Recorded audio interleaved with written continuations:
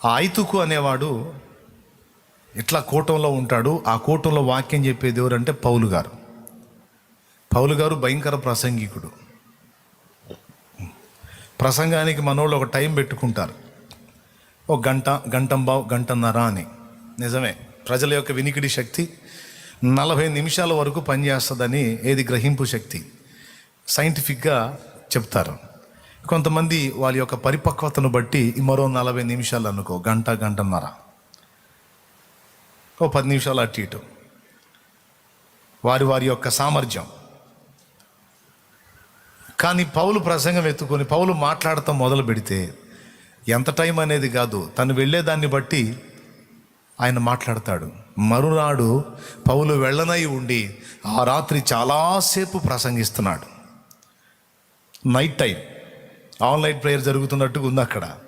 అందరూ ఆ మేడగది మీద ఉన్నారు, దీపాలు వెలుగుతూ ఉన్నాయి, అందరూ వింటూ ఉన్నారు. ఈ ఐతుకు అనేవాడు మాత్రం కిటికీలో కూర్చున్నాడు. కిటికీలో 2వ స్టేర్లో కిటికీలో కూర్చొని పాపం ఆయన ప్రసంగం దెబ్బకి మనోళ్ళు కానీ ఇందాక తూగుతున్నట్టు కొంతమంది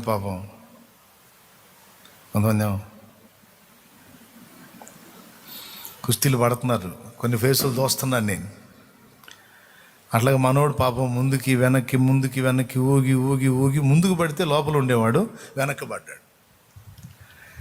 పడేసరికి ఉంది, ఇక తల పగిలిపోయినట్టుంది, మొత్తానికి ఏదో చచ్చిపోయాడు, కింద పడి చచ్చిపోయాడు. అందరు గొల్లున గొడవకు లేచారు. అయ్యో ఐతుకు చచ్చిపోయాడు, పైనుంచి పడ్డాడు, చచ్చిపోయాడు.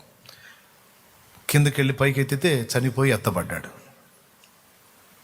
చేయగలిచారు, కాళ్ళు, ముక్కు, శ్వాస ఏం లేదు, అవుట్. కిటికీలో కూర్చొని నిద్రపోయేవాడు సడన్గా శాశ్వత నిద్రలోకి వెళ్ళిపోయాడు. అప్పుడు పౌలు అతని దగ్గరికి వచ్చి, మీరెవ్వరూ కంగారు పడద్దు, అతని ప్రాణం తిరిగి వస్తుంది, అతనిలో ఉంటుంది, మీరేం భయపడద్దు అని ప్రార్థన చేసి ఐతుకు లే అంటాడు. అంతే, చచ్చిపోయినోడు మళ్ళీ లేచి కూర్చుంటాడు. ఈ 2 అనుభవాలు నూతన నిబంధనలో అపోస్తలుల పరిచర్యలో జరిగినాయి. దీన్ని బట్టి మనకేమర్థమవుతుంది? ఆ తరువాత కూడా మనకు ముందు తరాలలో భక్తి చేసిన భక్తులలో కొందరు ఇలాగా మృతులైన మనుషులలో కొంతమందిని తిరిగి లేపినట్టు సాక్ష్యాలున్నాయి. మనకు ముందు పరిచర్య చేసినటువంటి భక్తుల పరిచర్యల్లో చచ్చిపోయిన వ్యక్తులు తిరిగి లేచినట్టు సాక్ష్యాలున్నాయి. నా సేవ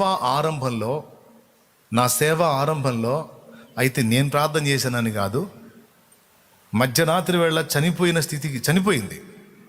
స్థితిలో ఉన్న మనిషిని తీసుకొచ్చారు, మా మధ్యలో మా కళ్ళ ముందు చచ్చిపోయింది. ఆ చనిపోయిన మనిషి కోసం ప్రార్థించినప్పుడు ఆ చనిపోయిన మనిషి తిరిగి బ్రతకటం అనేది మా సేవా జీవిత ఆరంభంలో మేము కూడా చూసాం. నాతో పాటు దానికి కొంతమంది సాక్షులు ఉన్నారు. డేవిడ్ ఉన్నాడు, ఉన్నాను, అదిగో అతన్నే చూసి చెప్పింది నాకు. చచ్చిపోయిన సంగతి చెప్పాడు, తిరిగి ఆమె బ్రతికిన సంగతి కూడా నాకు తెలియజేశాడు. ఏ కహానీ नहीं, ये सही बात है.